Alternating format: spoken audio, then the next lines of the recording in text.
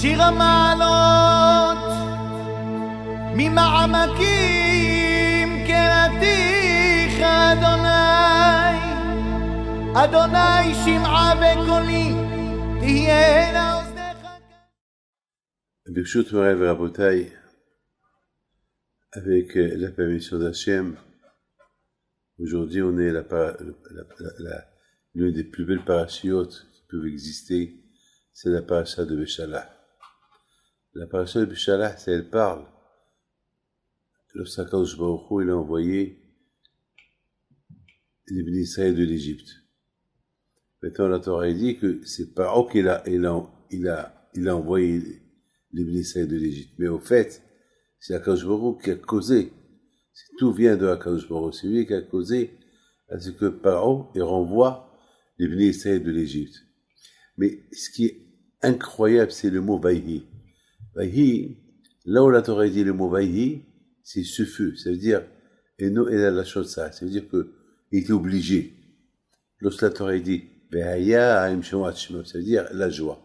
Lorsque la Torah dit le mot Ve'haya, c'est la joie. Elle parle de la joie. Mais lorsque la Torah dit Vaïhi, c'est la souffrance. Ah, maintenant, la question se pose que comment on peut dire Vaïhi Béchalah Paro et Ta'am? Comment on peut dire que Paro il a souffert lorsqu'il a envoyé les bénis Israël de l'Égypte? Ça veut dire qu'il a souffert. Quelle souffrance il avait? Il avait de la peine. Mais il devait être content. Avec tout ce qui lui est arrivé, toute l'Égypte a été détruite presque. Il n'y a plus rien à manger. Il n'y a pas une maison où il n'y a pas eu un mort. Le contraire, Paro il devait être content. Alors, comment est-ce possible que Paro il est malheureux? Comment? Vaïhi Bishalah Paro et Ta'am, le contraire. Vaïya Kacher Shalah, lorsque avec joie, il devait faire une séouda.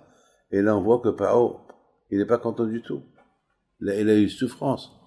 Alors, j'ai répondu, j'ai dit que de là, on apprend que quelqu'un qui a le manque de Emouna, même le bien que Hachem lui fait, il n'apprécie pas le bien.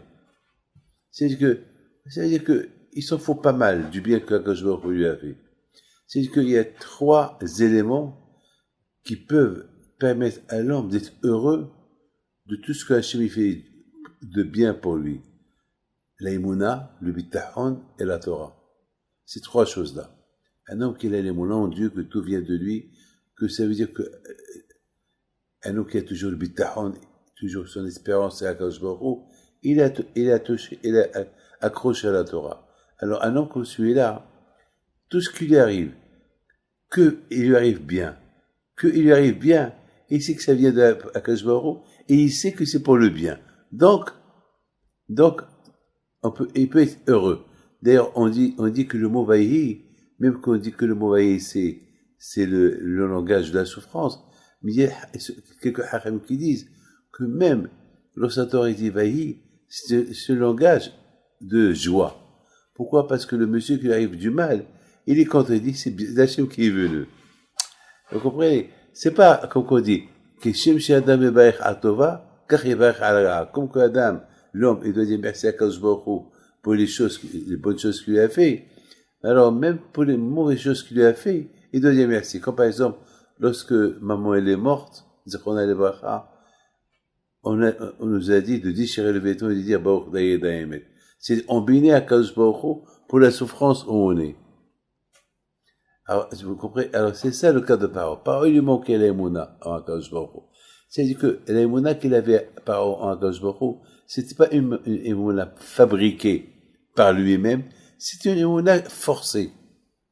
Vous avez compris? Il y a des gens qui fabriquent l'Emouna, ils fabriquent l'Emouna, c'est une Emouna qui est fabriquée par lui-même. Il a ouvert sa tête, je crois qu'il a compris. Il y a ceux qui ont l'Emouna de force. Ils ont été forcés par croire en Dieu, mais il n'est pas venu d'eux. Alors, ceux qui sont forcés par croire en Dieu, alors ceux-là, à la fin, ils oublient. C'est Emouna après et c'est un. Mais ceux qui fabriquent l'Emouna tout le temps, il y a beaucoup de gens qui me disent, comment avoir l'Emouna? Et je leur réponds, comment être riche? Comment être riche? Comment ne pas être fatigué? Comment ne pas être fatigué, il faut se reposer. Comment être riche, il faut travailler. L'aïmouna aussi, c'est pareil. Il faut travailler à l'aïmouna. Alors on me dit comment travailler à l'aïmouna? Ben, on travaille à l'aïmouna comme on travaille comment faire l'argent. Pour faire l'argent, on réfléchit de tous les côtés comment faire de l'argent. L'aïmouna, on réfléchit comment le monde est venu. Qui a créé le monde? Est-ce que le monde... Les Juifs ne veulent pas penser à ça. Ils disent, pourquoi? Parce que dans leur tête, le monde, il existe toujours. Non. C'est ça qui fait que tu n'as pas l'aïmouna. Parce que le monde, il n'existe pas toujours. Et ce fut un temps que le monde n'existait pas, et Hachem a créé le monde. Et après tu fais des recherches. Donc c'est la raison pourquoi Bémet Paro, au départ, il était content de les envoyer, mais après, étant donné que Saïmouna à lui, il est venu forcer, il n'est pas venu par lui-même, il a été forcé d'avoir la Emouna. Alors cette Emouna, une fois qu'il est parti, il a regretté, et là, il est reparti pour récupérer les bénis Israël de l'Égypte. C'est une Emouna, et ça c'est très important. Maintenant, on comprend très bien le lien qu'il y a entre le début de la paracha et la fin de la paracha. Le début de la paracha, elle parle le regret qu'il a eu Paro d'avoir envoyé les Juifs de l'Égypte. Il a regretté. Alors, avec tous les coups qu'il a reçus, au lieu qu'il fait une Seouda, au lieu qu'il fait une Hiloula, il regrette. Il regrette. Au départ, il était content, et à la fin, il regrette. Donc, on peut expliquer le mot vaï. Vaï était content au départ, après, il a regretté. Pourquoi il a été content au départ? Parce que la peur de mourir, parce que tous les premiers-nés sont morts, lui, il n'est pas mort. Pourquoi?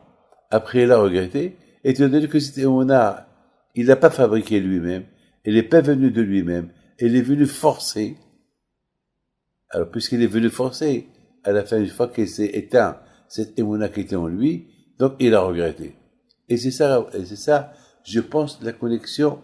C'est pour ça que la Torah, elle n'a pas dit Ve'aya, parce que c'était pas une joie fabriquée de lui, c'était une joie qui a été causée par la peur, qui meurt. Une chose qui est causée par la peur qui meurt, une fois que la peur, elle s'en va, alors la révolution, le Sarah, il s'adapte sur lui. Ben, c'est ça, c'est très important. C'est bien, mais c'est quelque chose de super important. La fin de la paracha de Bo, elle te parle des Tfilin. Le début de la paracha de Béchalah, elle te parle de Paro, le regret qu'il a eu Paro d'avoir envoyé les Juifs. La fin de la paracha de Béchalah, elle te parle de Amalek. Alors, il y a quelque chose d'extraordinaire. Il y a un grand lien. Le lien entre la fin de la paracha de Bo, le début de la paracha de Béchalah, et la fin de la paracha de Béchalah, qui dit comme ça, que si tu veux servir à Kadosh Baruch Hu sans regret, il faut mettre les tefilines. Pourquoi les tefilines? Les tefilines, ils te rappellent qui est Hachem. Le tefilin, comme il dit Benishai, il te rappelle que ton cœur et ton cerveau, ils doivent être au service de Akadosh Baruch Hu. Sinon, alors tu vas servir à Akadosh Baruch Hu, tu vas servir à Akadosh Baruch Hu par la peur.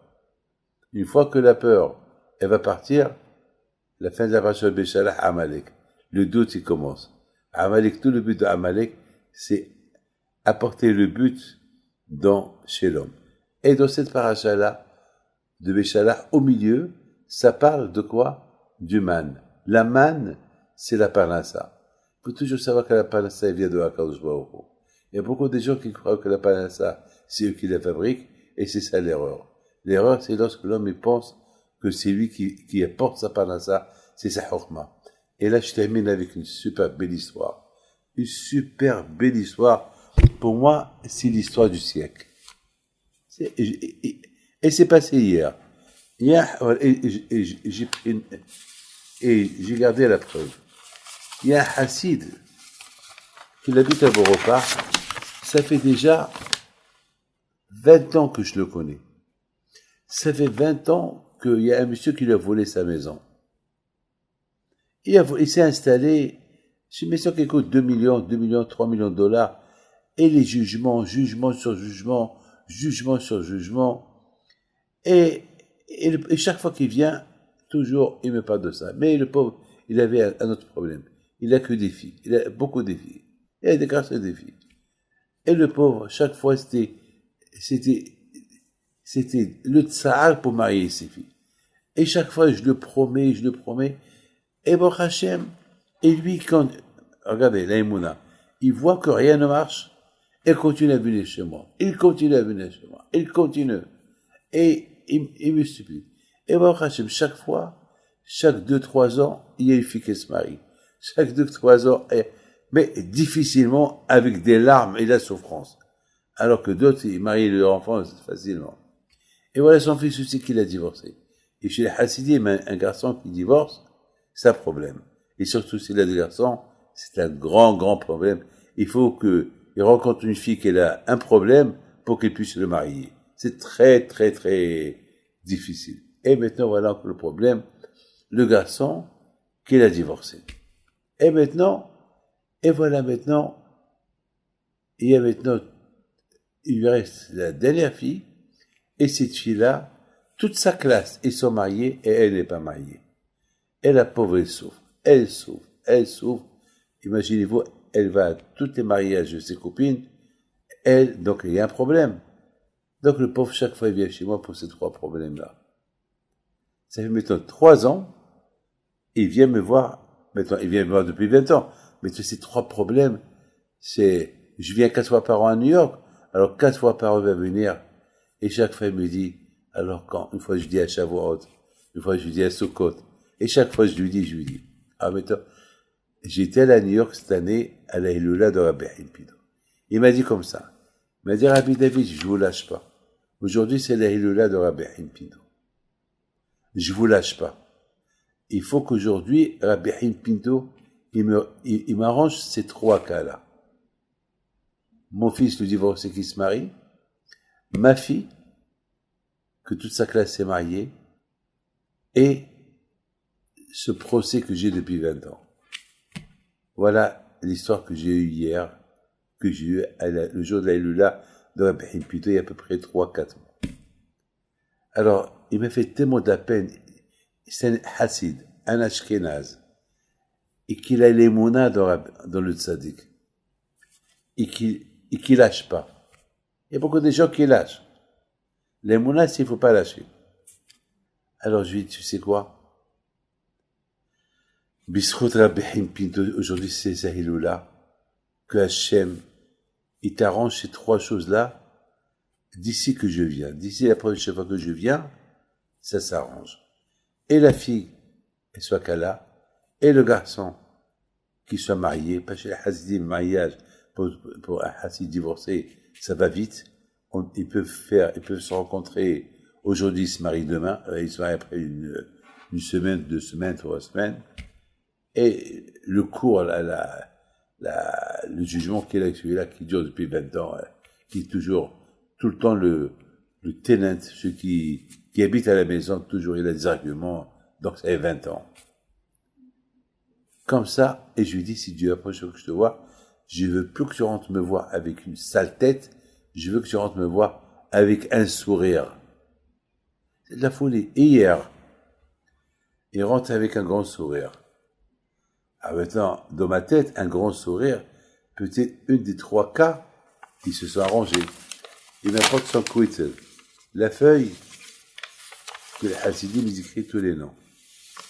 Avec un sourire, je dis, pourquoi tu rigoles? Il prend le papier, il me le jette sur la table. La fille, que toute sa classe s'est mariée, elle a trouvé un des meilleurs chidours pour sa fille, ils vont bientôt se marier. Son fils, le divorcé, que ça fait 8-9 ans qu'il n'est pas marié, elle a marié la copine de sa ex-femme. Et je crois que la copine de sa ex-femme lui dit, je comprends pas comment elle t'a divorcé, mais tu es le meilleur homme du monde. Et le jugement, il s'est terminé finalement cette semaine. Cette semaine, comme ça, un S. Ah ben, je comprends pourquoi je suis pas venu il y a 2 mois. Il y a 2 mois, je devais venir. Et j'ai annulé. Pourquoi? Parce que si j'aurais pas annulé, le jugement n'était pas fini, et le mariage de son garçon n'a pas été fait. Donc, quand je l'a fait, que je viens pas tout de suite, que, regardez les calculs de la Akadosh Baruch Hu, que, entre-temps, ma mère va mourir, qu'elle est malade, et que je reste.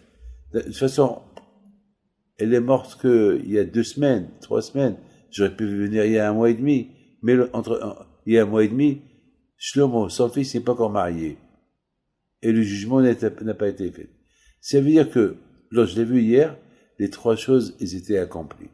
Ça veut dire, là, ça, c'est ce qu'on appelle la maintenance, maintenir la émouna.